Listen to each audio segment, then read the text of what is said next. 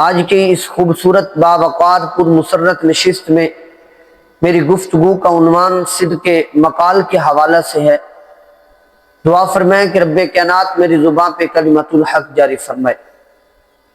اسلام میں صدق و سچائی کو اہم ترین اور وسیع مقام حاصل ہے۔ صدق کا بول بالا ہونا اسلامی شریعت کا بنیادی وصف ہے، جبکہ صدق کو ایمان والوں کی نشانی اور کذب کو منافقین کی نشانی قرار دیا گیا ہے۔ رسول اللہ صلی اللہ علیہ وآلہ وسلم نے ارشاد فرمایا، الصدق ینجی والکذب یہلک، کہ سچائی نجات دیتی ہے اور جو کذب ہے، جھوٹ ہے، وہ انسان کو ہلاک کر دیتا ہے۔ اور یہ زبان کی آفت ہے کہ زبان پہ جھوٹ آئے۔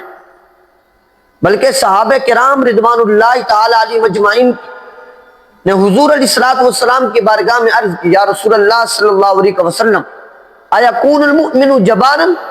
قال نعم۔ فقیل له ایکون المؤمن بخیلا؟ قال نعم۔ فقیل ایکون المؤمن کذابا؟ قال لا۔ رواہ مالک ومشکاۃ المصابیح۔ صحابہ کرام نے عرض کیا، یا رسول اللہ صلی اللہ علیہ وسلم، کیا مومن بزدل ہوتا ہے؟ حضور نے فرمایا، نہیں، مومن تو بہادر ہوتا ہے، لیکن ہو سکتا ہے کبھی اس سے بزدلی ہو جائے۔ پھر حضور کی بارگاہ میں صحابہ کرام عرض کرتے ہیں، یا رسول اللہ، کیا مومن بخیل ہوتا ہے؟ حضور نے فرمایا، نہیں، مومن تو سخی ہوتا ہے، لیکن ہاں ہو سکتا ہے کبھی اس سے بخل ہو جائے۔ پھر عرض کرتے ہیں، یا رسول اللہ صلی اللہ علیہ وسلم، کیا مومن جھوٹا ہو سکتا ہے؟ حضور نے فرمایا، مومن جھوٹا نہیں ہوتا، یہ طے شدہ بات ہے کہ مومن ہو اور جھوٹا ہو۔ امام غزالی کے حوالہ سے میں پڑھ رہا تھا، آپ فرماتے ہیں کہ جب انسان سے گناہ ہوتا ہے، گناہ کرنے کے بعد وہ رجوع اللہ کرتا ہے، اللہ کی طرف لوٹتا ہے اور وہ نیکی کرتا ہے، وہ نیکی اس کے گناہ کی کالک کو مٹا دیتی ہے، لیکن جھوٹ کی جو کالک ہے وہ ایسی ہے کہ اس کا ساتھ باقی رہتا ہے۔ تو شریعت اسلامیہ نے جھوٹ کی سخت مذمت کی ہے اور سچائی کی ترغیب کی ہے۔ بلکہ آقا دو عالم نور مجسم صلی اللہ علیہ وسلم نے ارشاد فرمایا، الصدق تمانیۃ والکذب ریبہ، جو سچائی ہے وہ تمانیت ہے، وہ دل کا سکون ہے۔ سچائی سے انسان کے دل کو سکون ملتا ہے۔ اور فرمایا، جو جھوٹ ہے وہ تشکیک ہے، وہ شک ہے۔ انسان جھوٹ بول کے بچ بھی جائے تو اس کے دل کو سکون نہیں ہوتا، لیکن فرمایا کہ جب سچ بول کے اگر پھنس بھی جائے تو اس کے دل کو طمانینت ہوتی ہے، دل کا سکون اس سے سچ سے حاصل ہوتا ہے۔ آقا دو عالم نور مجسم صلی اللہ علیہ وسلم نے 3 اشخاص کا ذکر فرمایا، ثلاثۃ نفر لا یکلمہم اللہ تعالی یوم القیامۃ ولا ینظر الیہم۔ اللہ رب العزت ان 3 اشخاص سے نہ کلام فرمائے گا، نہ ان کی طرف نظر رحمت کرے گا۔ اب وہ 3 شخص کون سے ہیں؟ المنان بعطیۃ والمنفق سلعتہ بالحلف الفاجر والمسبل ازارہ۔ ایک وہ شخص جو دے کر جتلاتا ہے، کسی کا کوئی احسان کیا اور پھر جتلایا، اس کی عزت نفس کو مجروح کیا۔ اور دوسرا وہ شخص جس نے خرچ کیا لیکن اس مال سے خرچ کیا جو جھوٹی قسمیں اٹھا کر اس نے کمایا تھا۔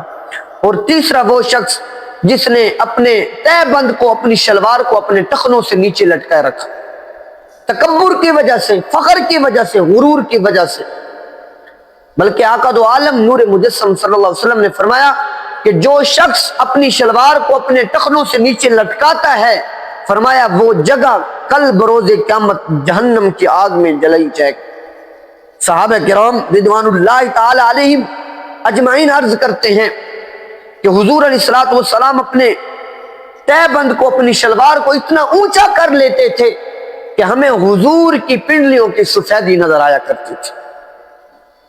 تو فرمایا یہ 3 اشخاص ہیں، کل بروز قیامت اللہ رب العزت نہ ان سے کلام کرے گا، نہ ان کی طرف نظر رحمت کرے گا۔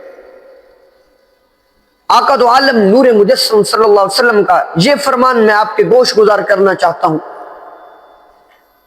آقا علیہ الصلوۃ والسلام نے فرمایا اربعون اذا کن فیک لا یضرک ما فاتک من الدنیا، فرمایا کہ اگر تیرے پاس 4 چیزیں ہیں تو تو پریشان نہ ہو، اگر تیرے پاس یہ 4 چیزیں ہیں تو تو پریشان نہ ہو۔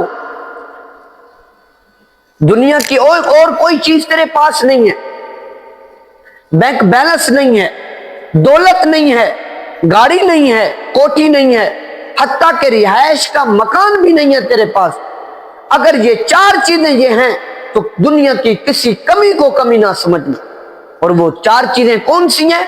ان میں سے پہلی چیز صدق الحدیث، کہ تیری زبان کو سچ نصیب ہو، اور دوسری چیز رسول کریم صلی اللہ علیہ وسلم نے ارشاد فرمایا صدق الحدیث، تیری زبان کو سچ نصیب ہو، تیری باتوں میں سچائی ہو۔ یہ اتنی بڑی دولت ہے کہ کوئی دولت اس کا مقابلہ نہیں کر سکتے۔ اور دوسری چیز رسول کریم صلی اللہ علیہ وآلہ وسلم نے ارشاد فرمائی وحفظ الامانہ، جو تجھے امانت دی گئی ہے اس کی حفاظت کرنا۔ اور تیسری چیز وحسن خلق، اچھا اخلاق، اگر کسی کو ملو تو نرم لہجے سے بات کرو، ان سے اچھائی سے ملو، یہ نہیں کہ چہرے پہ نحوست طاری ہو اور ماتھے پہ شکنہ ہو اور تجھ سے ملنے والا مایوس ہو کے جائے۔ فرمایا نہیں، تم کسی نیکی کو چھوٹا نہ سمجھو۔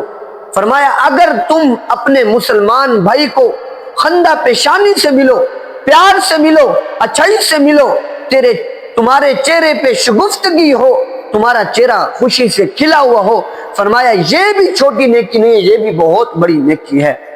اور چوتھی چیز آقا دو عالم نور مجسم صلی اللہ علیہ وسلم نے ارشاد فرمائی وعفت طعامہ، لقمے کا پاک ہونا، کھانے کا پاک ہونا، جو تم کھاؤ وہ تمہارا لقمہ پاک ہو، تم اپنے پیٹ میں بھی حرام کا لقمہ نہ ڈالو، اپنی اولاد کے پیٹ میں بھی حرام کا لقمہ نہ ڈالو، بلکہ آقا علیہ الصلوۃ والسلام نے ارشاد فرمایا کہ وَأَيُّمَا عَبْدٍ نَبَتَ لَحْمُهُ مِنَ السُّحْتِ وَالرِّبَا، فرمایا کہ وہ گوشت کا حصہ جو حرام کی غذا سے پلا، بہتر ہے کہ اس کو جہنم کی آگ میں ڈال دیا جائے۔